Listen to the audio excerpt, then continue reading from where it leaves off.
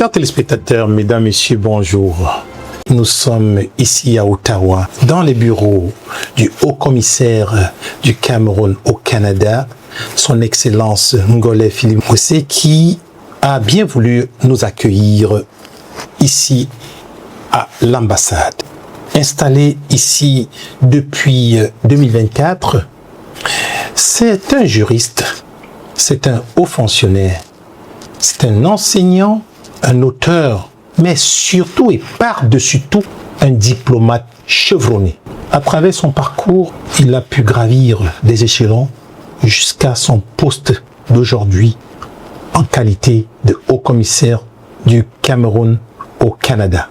Nous allons aborder plusieurs enjeux, l'impact de son mandat, les réalités de la diaspora camerounaise au Canada, les relations bilatérales entre le Canada et le Cameroun et bien plus. Alors, nous allons pouvoir maintenant discuter avec son Excellence qui nous accorde quelques minutes de vérité. Bonjour Son Excellence et merci de nous avoir accordé cette entrevue. Merci Monsieur Lalé. Merci d'avoir eu l'amabilité de m'accueillir sur votre plateau.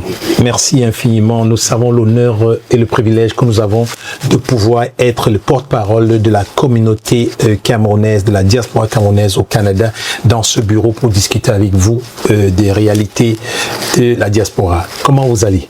Je vais bien. Depuis 2024, comment va votre mandat? Je crois que le mandat se déroule bien. Oui. Il se déroule plutôt bien.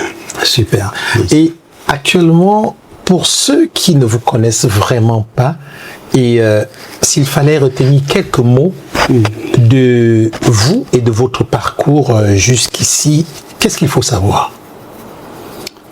Alors, merci de l'occasion que vous me donnez pour mieux me faire connaître de mes compatriotes installés au Canada. Je m'appelle Ngolé Philippe Ngwese. Je suis né dans le département du Coupé-Manengoupa, région du Sud-Ouest. Après mes études en droit public à l'université de Yaoundé, j'ai fait l'école nationale d'administration et de magistrature. Je suis administrateur civil principal hors échelle. À l'issue de ma formation, je suis entré dans la fonction publique, où j'ai occupé tour à tour les fonctions ci-après. Chargé d'études assistant à la cellule juridique du ministère de l'administration territoriale, chargé d'études à la tête de la dite structure, chef de la division des affaires juridiques et contentieuses au ministère de l'administration territoriale, directeur de l'organisation du territoire au ministère de l'administration territoriale, directeur des affaires législatives et réglementaires dans les services du Premier ministre, secrétaire général au ministère de l'administration territoriale, où je suis revenu, secrétaire général du ministère de la fonction publique et de la réforme administrative, où j'ai fait 9 ans avant ma nomination en 2011 comme ministre des Forêts et de la Faune, où j'ai eu la grâce de servir mon pays pendant 7 ans. Alors, je suis sorti du gouvernement en 2018 et j'ai ouvert un cabinet d'expertise juridique et judiciaire à Yaoundé que j'ai animé tranquillement avant ma nomination 6 années plus tard comme haut-commissaire du Cameroun au Canada. Wow. Et si vous voulez savoir si j'ai œuvré au-delà de ces postes, je peux vous dire que j'ai eu la grâce de servir mon pays également comme conseiller technique au sein de la cellule de suivi de l'affaire terrestre et maritime entre la République du Cameroun et la République fédérale du Nigeria devant la Cour internationale de la Haye, la Cour de justice. J'ai été le président de la commission décentralisation à l'occasion du grand dialogue national que le président de la République a convoqué le 30 octobre 2019 à Yaoundé. Je pourrais en dire plus, mais je crois qu'il convient que je m'arrête là. Je pense que, au peu mot, votre parcours est vraiment atypique et éloquent. Et qu'est-ce qui vous a le plus marqué au cours de tout ce parcours-là? Quel moment vous a le plus marqué? J'ai été marqué par un paradoxe. Le contraste saisissant entre l'immense potentiel dont dispose le Cameroun en termes de ressources humaines et naturelles et son niveau de développement. Oui. Et face à ce paradoxe, je pense que vous aviez déjà des idées comment gérer ça. Je balaie devant ma porte. Quelle est votre philosophie du leadership et du service public? Voyez-vous, monsieur Léalé, pour moi, le service public est un sacerdoce. Okay. Un sacerdoce. Et à ce titre, il appelle à l'abnégation et au dévouement. L'abnégation et le dévouement. C'est pour cela que j'ai toujours essayé, autant que possible, de mettre l'accent sur le mérite, sur la compétence, sur l'intégrité, et d'essayer tout au long de mon parcours de sortir du lot, autant que je le pouvais, les jeunes collègues qui répondaient à ces critères. C'est ça ma philosophie de la fonction publique ou du service public. Est-ce que ça a pour un service public de qualité. Est-ce que ça a toujours été facile? Vous imaginez bien que ça n'a pas toujours été facile, bien au contraire. Bien au contraire. Bien au contraire. Quelles sont les valeurs que vous voulez incarner? À la lumière de la réponse que je viens de donner à la question précédente, j'aimerais être un plénipotentiaire digne de la haute charge qui lui a été confiée par le président de la République. Un ambassadeur qui accomplit sa mission avec panache. Je crois que c'est mon leitmotiv. Vous venez de mentionner votre rôle en tant que haut-commissaire. Quel est le mandat d'un haut-commissaire? Comment est-ce que ça fonctionne? Au Québec, on dira qu'est-ce que ça mange en hiver? L'ambassade a une mission à double volet. Une mission de représentation auprès de l'État qui nous accueille, c'est-à-dire le Canada, et qui nous amène à œuvrer au renforcement des relations entre le Canada et le Cameroun, d'une part, et d'autre part, l'encadrement des compatriotes des Camerounais vivant au Canada à travers les différents services que nous leur offrons. Voilà schématisé la mission de l'ambassade et bien évidemment promouvoir les relations et rapports économiques entre le Canada et le Cameroun. Au vu de cette mission, quels sont les services que l'ambassade offre à la diaspora camerounaise ici au Canada, pour ceux et celles qui peut-être l'ignoreraient? Quels sont les services que votre équipe et vous offrez? L'ambassade offre des services à travers essentiellement deux structures en son sein. Il s'agit du service culturel qui assure l'encadrement et l'accompagnement des étudiants camerounais installés au Canada ou étudiants au Canada, d'une part, et puis les associations et culturelles et bien d'autres, et d'autre part, le service consulaire qui lui offre un éventail de services allant du renouvellement des passeports, la certification des documents, d'ailleurs au même titre que le service consulaire culturel en ce qui concerne les étudiants ou les diplômes et autres, l'enregistrement des naissances,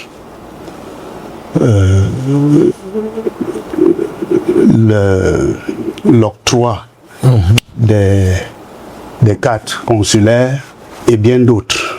Que répondriez-vous à un Camerounais vivant au Canada qui se dit qu'il est éloigné de l'ambassade en termes de service?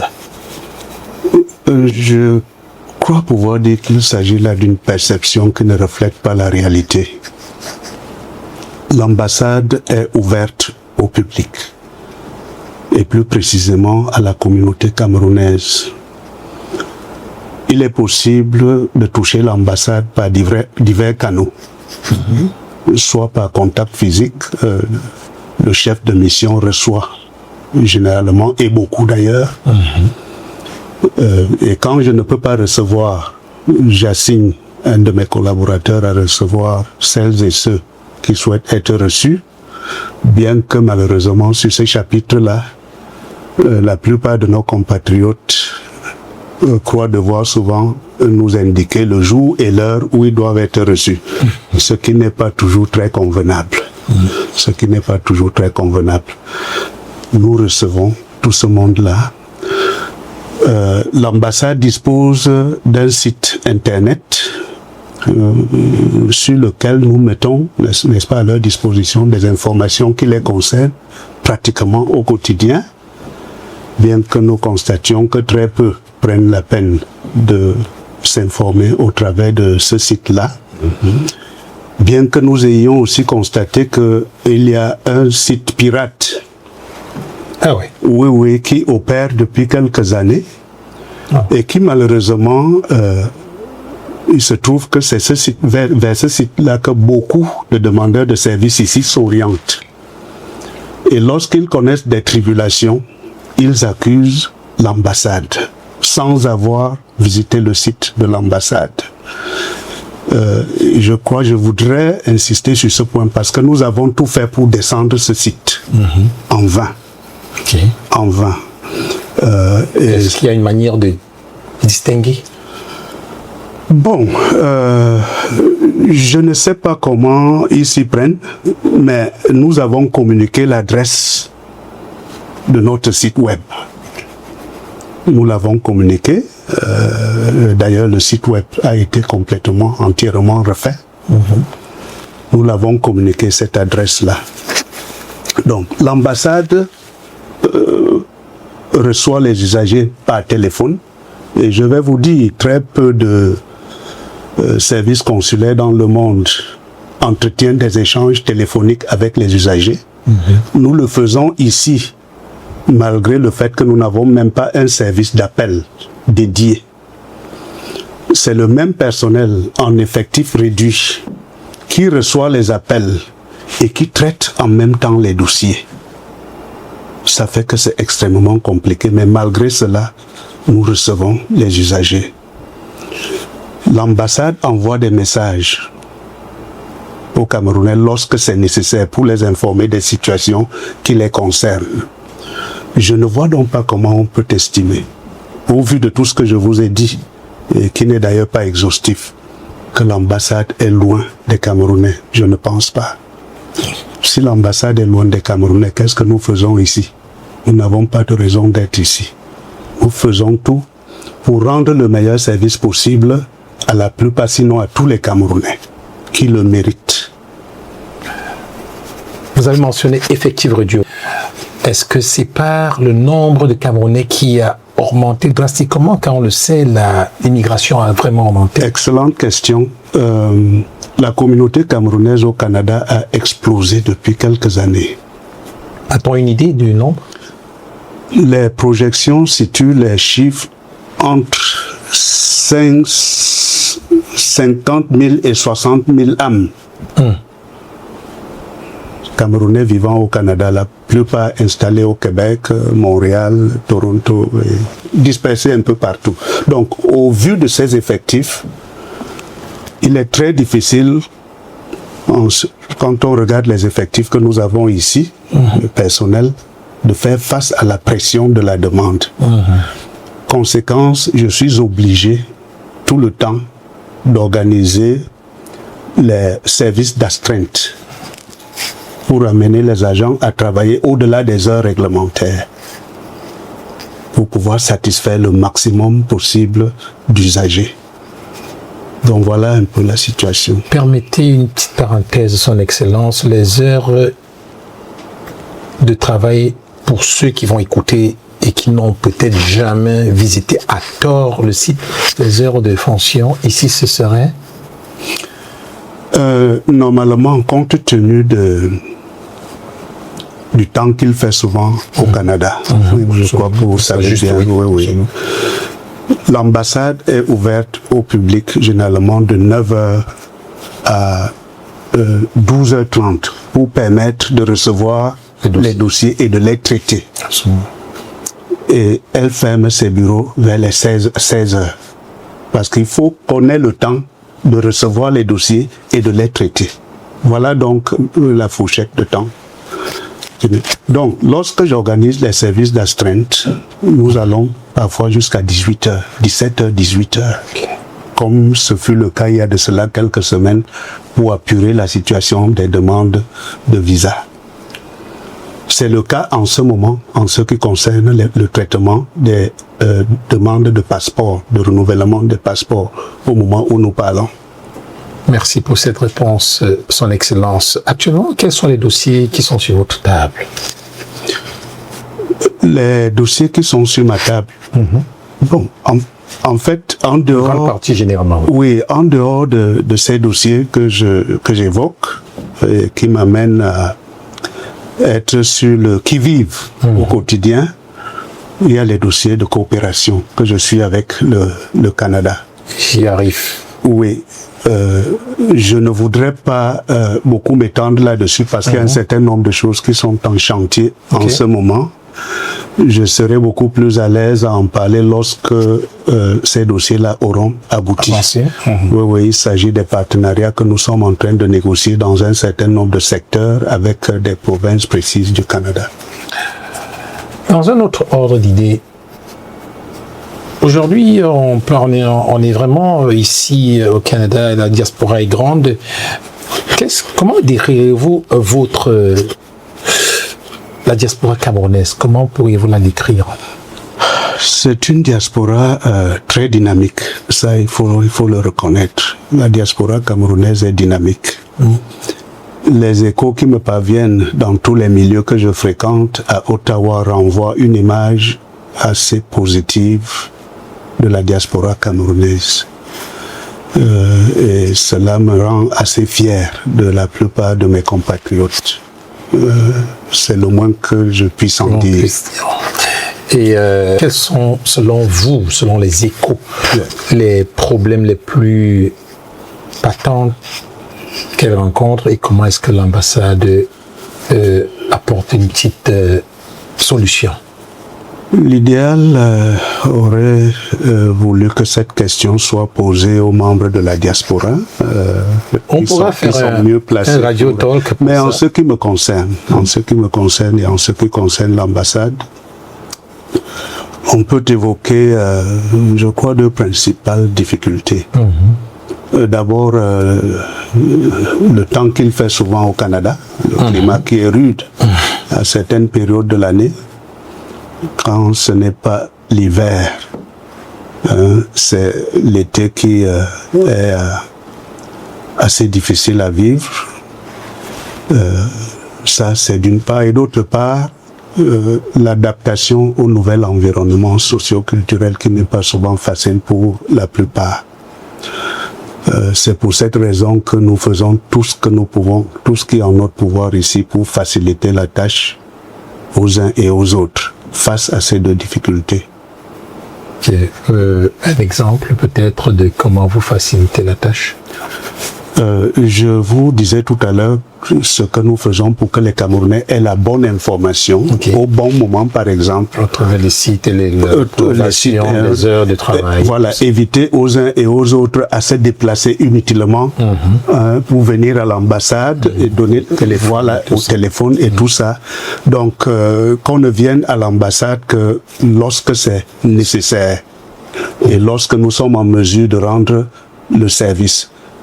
C'est pour ça que nous souhaitons généralement, compte tenu de ce que, étant donné qu'on ne peut pas recevoir tout le monde au même moment, de fonctionner sur rendez-vous. Super. Voilà. Son Excellence, aujourd'hui, c'est un secret de Polichinelle que, avec ce dynamisme qui caractérise les Camerounaises et Camerounais, il y a beaucoup d'associations, beaucoup de groupes qui sont formés, des groupes dynamiques, comme vous l'avez dit. Quelle est votre relation avec ces associations, ces groupes? Comment ça se passe? L'ambassade entretient de très bons rapports avec les associations que vous évoquez.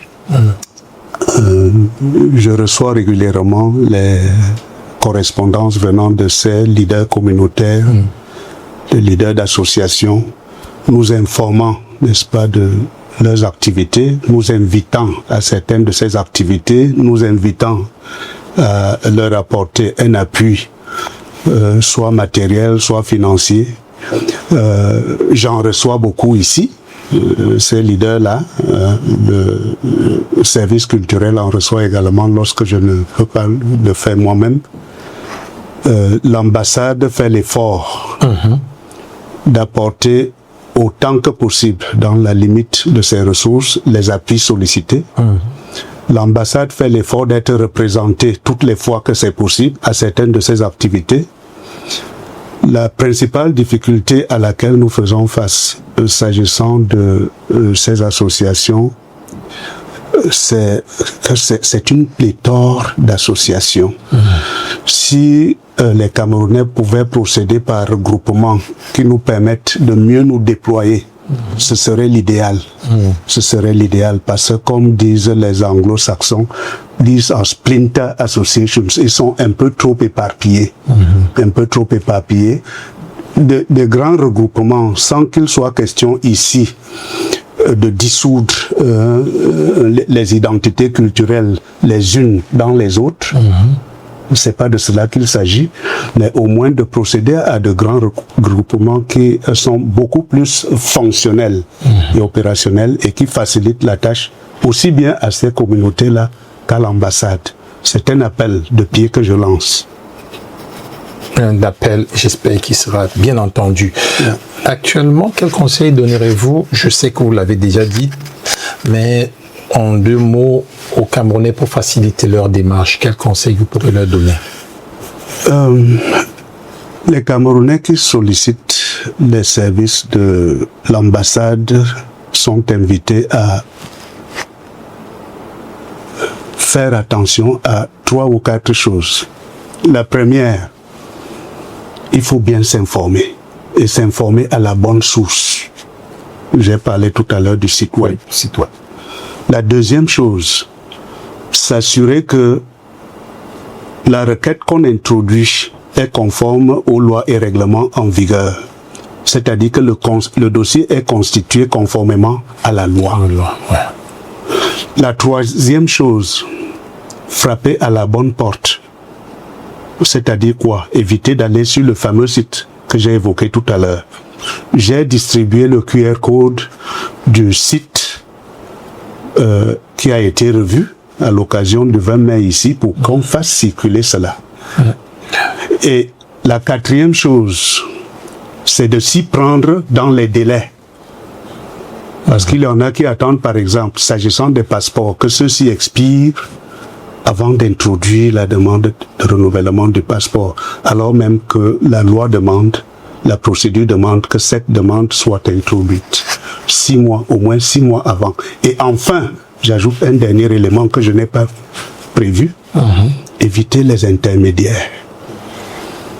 Nous n'avons mandaté personne pour s'interposer entre l'ambassade et les Camerounais. Les démarcheurs, nous ne connaissons pas ici. Il y en a qui prennent de l'argent là dehors auprès des usagers sous prétexte qu'ils travaillent avec les agents de l'ambassade. Il n'en est rien.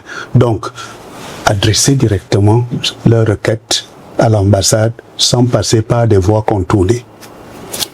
Merci de ces bons conseils. Je suis certain que ça va beaucoup aider nos téléspectateurs. Nous allons nous assurer d'ailleurs de mettre le code QR dans cette vidéo et éventuellement même dans les commentaires pour que cela soit vraiment le plus propulsé à tous les Camerounais, toute la diaspora. Maintenant, on ne peut pas parler de tout cela sans parler de votre vision. Tout à l'heure, vous avez dit que vous ne pourriez pas mettre en mots tout de suite tout ce qui s'en vient. J'imagine qu'il y a plusieurs choses qui s'en viennent. Cependant, quelle est votre vision pour l'ambassade du Cameroun au Canada dans les années à venir? Ma vision, c'est celle du président de la République, chef de la diplomatie camerounaise, qui veut faire des missions diplomatiques, des représentations diplomatiques camerounaises à l'étranger, des vitrines du Cameroun. C'est à cela que je m'emploie au quotidien. Donc ma vision ne peut pas être différente de celle du chef de la mission diplomatique. C'est la sienne que je mets en œuvre dans le cadre des relations avec le partenaire canadien notamment et dans le cadre du suivi de la communauté camerounaise au Canada. Une belle vision que je souhaiterais relancer à travers le côté de l'implication des Camerounais, bien sûr, qui vivent au Canada, leur implication économique au Cameroun. Et si jamais un Camerounais lambda aujourd'hui vient vous dire son Excellence, j'aimerais vraiment passer d'un Camerounais qui envoie de l'argent à la famille à un Camerounais qui investit, quel serait du domaine dans lequel vous me conseillerez? Donc, si vous comprenez bien, ma question a deux volets. Premier volet, comment vous voyez votre diaspora plus dynamique économiquement avec le Cameroun? Et la deuxième, ce serait la question simple que je viens de poser. Très bien. Le domaine de l'entrepreneuriat, ça, je crois que c'est un champ à explorer. Le domaine de la santé, le domaine de l'agriculture, oui, notre pays a du potentiel dans ces domaines-là. Toujours prendre la tâche de la chambre de commerce. Vous serez surpris parce que la chambre de commerce a une vue azimutale sur le secteur économique. C'est elle qui connaît les poches susceptibles de capter, n'est-ce pas, des initiatives comme celle-là, des secteurs porteurs où on peut investir en toute sécurité. Donc, je leur conseille de toujours voir au niveau de la chambre de conseil où ils peuvent poser le pied et où ils ne doivent pas poser le pied. La chambre de commerce, en réalité, devrait être la porte d'entrée dans le domaine des investissements, surtout pour les Camerounais qui viennent de l'étranger. C'est elle qui connaît comment se trouve le terrain, où on peut aller et où il faudra éviter d'aller. Et il est évident, c'est certain que la chambre de commerce, peut-être que la plupart des Camerounais n'ont pas un accès facile ou ne s'exercent pas à aller chercher l'information. Maintenant que vous l'avez dit, c'est certain que peut-être ils iront le faire. Par contre, sachant que la jeunesse est le fer de lance d'une nation, quel serait selon vous l'apport ou l'importance du rôle de la jeunesse et des femmes dans cette dynamique-là? Oui, les jeunes et les femmes, généralement, comme on le dit, sont les fers de lance de la nation. Je crois que si j'avais à employer une métaphore, ce serait celle de la mythologie grecque, en ce qui concerne les jeunes et les femmes.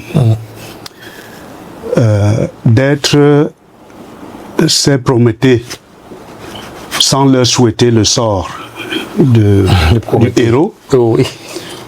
Qui ont la possibilité, n'est-ce pas, de prendre tout ce qu'ils ont appris de meilleur là où ils sont, de l'amener au Cameroun. Les bonnes pratiques les bonnes pratiques, les modèles de réussite, nous apporter tout cela au Cameroun, de canaliser leur vitalité vers des choses positives et de renvoyer une image positive de leur pays, qui est le Cameroun. C'est ce message que je peux envoyer aux jeunes et aux femmes. Actuellement, on s'achemine vers la fin bientôt. On va certainement, incontournablement parler des relations bilatérales entre le Canada et le Cameroun.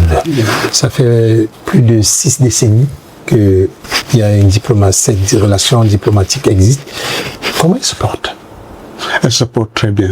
Les relations entre le Cameroun et le Canada sont excellentes. Et au niveau des investissements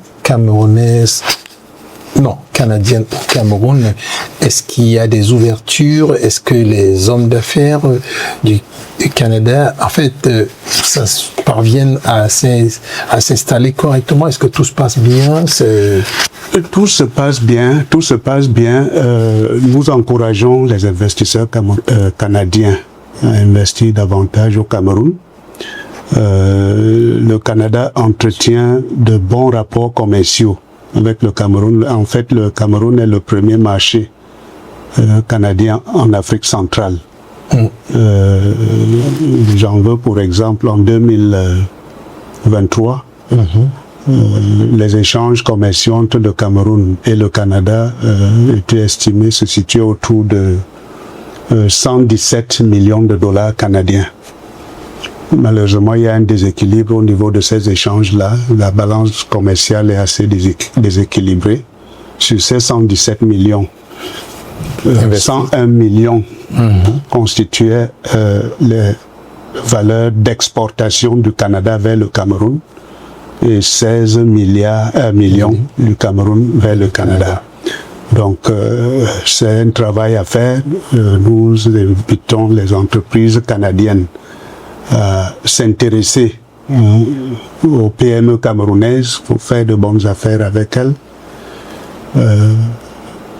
Et au-delà de ces échanges, le Cameroun entretient des rapports de coopération avec le Canada sur le plan de la réalisation des infrastructures, dans le domaine de la recherche agronomique, l'agro-industrie. Ça, c'est sûr et certain. Nous souhaitons que ces rapports prennent plus de volume, plus d'épaisseur, en emboîtant les secteurs comme l'IA, l'intelligence artificielle, les nouvelles technologies, les énergies renouvelables. Pourquoi pas? Très bien. Est-ce que c'est aussi valable pour les entrepreneurs camerounais installés au Canada? Est-ce que, selon vous, ce que vous venez de donner comme points sont aussi valables pour eux? Extrêmement valables pour eux.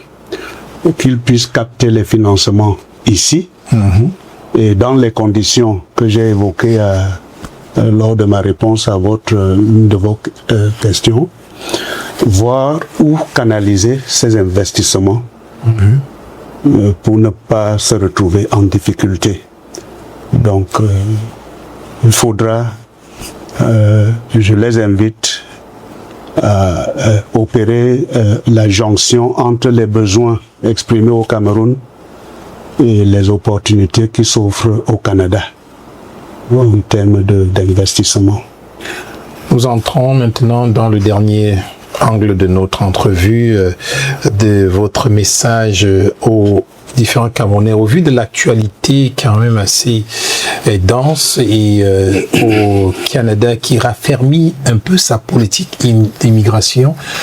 Quel pourrait être votre conseil aux jeunes Camerounais qui aujourd'hui, pour certains, partent du Cameroun sans préparation pour venir à l'Eldorado? J'aimerais dire à mes jeunes compatriotes tentés d'immigrer vers le Canada que l'Eldorado est sous nos pieds. Il suffit d'ouvrir les yeux pour le voir. Quel que soit le lieu. quel que soit le lieu, il est sous nos pieds. Il est sous nos pieds. Parce que, voyez-vous, je connais plein de compatriotes ici au Canada, sont nombreux, qui ont envie de rentrer au Cameroun pour avoir été désillusionnés. C'est vrai qu'ils sont aussi nombreux ceux qui ont réussi. Et c'est pour cela que je dis, si on n'est pas véritablement préparé à immigrer, il vaut mieux rester au Cameroun et faire du Cameroun, contribuer à faire du Cameroun l'Eldorado que nous souhaitons tous. Nous pouvons y arriver. Nous pouvons y arriver. Je vais vous donner quelques mots. Vous allez me dire ce qui vous vient en tête tout de suite. C'est juste un petit flash comme ça. Si on disait Cameroun,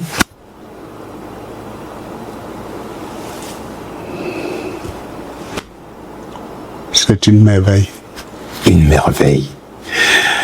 Votre plus grande fierté professionnelle? La grâce d'avoir eu à servir. Votre priorité numéro 1 au Canada? Accomplir avec dignité la mission qui m'a amené ici. La diaspora canadienne camerounaise au Canada? À l'endroit de la diaspora, je dis ceci. Le Cameroun est un pays béni. C'est un chantier en construction, comme d'ailleurs tout pays, parce que le développement est un processus. Il nous appartient à chacun de nous d'apporter sa pierre, aussi petite soit-elle, à l'édification d'un Cameroun que nous souhaitons ou que nous voulons pour nos enfants. Wow. Votre appel au vivre ensemble, quel est votre message? Si jamais le jour où viendra à s'achever votre mandat ici, qu'aimerez-vous qu'on retienne de vous, de son excellence, le haut-commissaire? Qu'est-ce que vous voulez qu'on retienne, qu'il a changé ou qu'il a essayé de changer? Qu'est-ce qu'il a apporté? Le message par rapport au vivre ensemble est le même que claironnent les pouvoirs publics depuis des années et auquel s'associent des âmes de bonne volonté. Le Cameroun est un pays uni, une république unie et indivisible. En dépit de nos divergences, ce qui est tout à fait normal, nous ne pouvons pas tous regarder dans la même direction. En dépit de notre diversité, notre extrême diversité, nous sommes tous les enfants d'un même pays. Et il nous appartient de garder et de veiller sur la terre de nos ancêtres. Une terre qui se porte bien actuellement, je pense.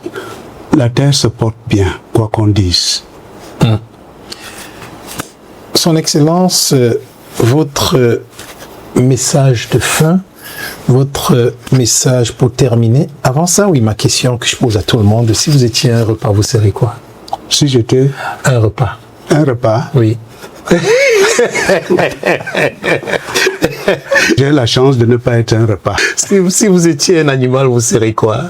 Je serais un homme. Un message à tous les Camerounais au Cameroun ou un message à toute la diaspora camerounaise ici au Canada? Soyons fiers de notre pays et que chacun de nous apporte ce qu'il y a de mieux ou de meilleur à l'édification du Cameroun. C'est tout ce que je peux dire. Soyons fiers de notre pays. C'est votre mot de fin. C'est mon mot de fin. Son Excellence, infiniment merci pour le temps vraiment que vous nous avez accordé. Infiniment merci pour toutes ces réponses que vous avez apportées à cette forêt de questions que nous nous posions. C'est certain qu'il en restera toujours des questions et peut-être un jour ou l'autre, on aura encore la chance d'avoir un moment avec vous, que ce soit à une émission ou lors d'un événement. Et merci infiniment pour le temps. Merci pour vous êtes dédié, bien sûr, à la diaspora. Merci pour tout ce que vous faites pour la diaspora. C'est certain que rien n'est parfait, mais on travaille tous à la perfection. Et la perfection n'étant pas de ce monde, on continuera certainement à travailler fort pour que les objectifs soient atteints. Merci pour votre dévotion à la nation camerounaise. C'est moi qui vous dis merci et je voudrais dire à mes compatriotes installés au Canada que s'ils n'étaient pas au Canada, je ne serais pas ici et je ne suis pas sûr que la mission diplomatique serait là. Donc nous sommes là à leur service. Merci infiniment. Chers téléspectateurs, sur ces mots s'achève cette belle parenthèse d'entrevue avec son Excellence Ngolé Philippe Ngwese, qui est bien sûr le haut commissaire du Cameroun au Canada depuis 2024 et qui œuvre à pouvoir répondre aux besoins et aux enjeux de la diaspora camerounaise. Un homme qui s'engage à tous les jours, un homme qui se dédie à tous les jours, un homme qui travaille tous les jours à apporter des solutions à vos enjeux, à nos enjeux. Nous espérons que vous avez, pour la plupart, eu des réponses à vos questions. Nous vous invitons vraiment à aller écouter du début à la fin cette entrevue et surtout à choisir le bon site, le site du Haut Commissariat du Cameroun au Canada, afin d'avoir les bonnes informations. Car, comme vous l'avez constaté, il y a un site pirate qui vous conduit vers des mauvaises informations et peut-être vous conduit à des décisions négatives. Il est important d'aller à la bonne source. Comme il a dit, l'ambassade du Cameroun au Canada est ouverte. Les portes sont ouvertes et il n'y a personne qui a le mandat de vous représenter. Vous pouvez venir vous-même quand vous voulez, comme vous voulez, en respectant surtout les heures. Sur ces mots, je vous souhaite une bonne fin de journée. Merci d'avoir écouté l'émission Tapis Blanc, qui est bien sûr la vitrine des élus sur Diaspora Média, votre média de la diaspora et de la diversité au Canada, basé à Québec. En espérant vous revoir très bientôt avec une autre émission et d'autres ambassadeurs ou d'autres élus. Je vous souhaite une bonne fin de journée. C'était Florent Léal pour Diaspora Média à Ottawa. Merci bien sûr au côté technique avec Jules Mécanchou, qui est bien sûr à la technique. Merci à monsieur Joseph Ndefon, qui est aussi à la technique. Et merci à toute l'équipe qui entoure son Excellence au commissaire du Cameroun au Canada pour le travail fait jusqu'à présent. Je vous souhaite une bonne fin de journée.